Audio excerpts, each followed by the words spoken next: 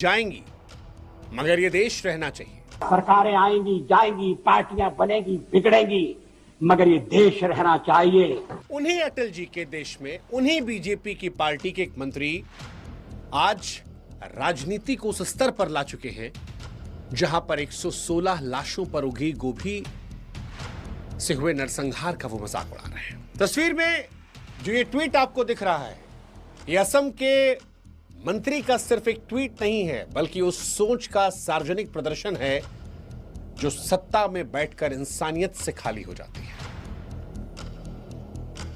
जिस देश में 36 साल पुराने दंगे के जख्म आज तक नहीं भरे, जहां परिवार आज भी उस दर्द को जीते हैं, उस नरसंहार पर मंत्री साहब मीम बना रहे हैं।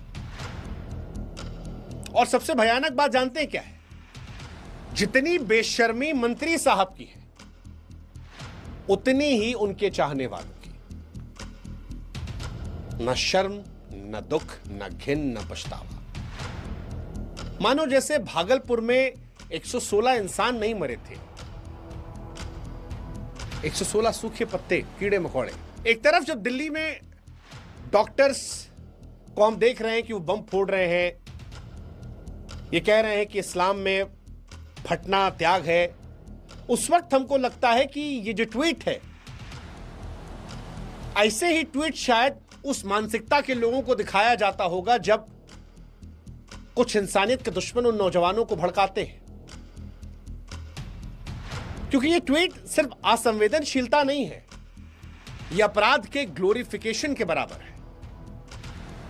असम के मंत्री अशोक सिंघल, जिनके ट्वीट से साफ हो गया कि सत्ता ने उनके भीतर संवेदनशीलता का आखिरी कण खींच लिया है।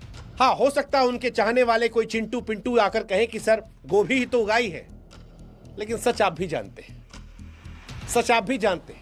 बिहार चुनाव के नतीजों के बाद ये जो कोड वर्ड है ना, इससे क्या मैसेज आप देना चाहते हैं वो आप भी समझते हैं, हम भी समझते हैं। और इसका असर क्या होगा, या ऐसी नफरती सोच का असर क्या होता है, वो इन दिनों हम और आप देख भी खूब रहे हैं।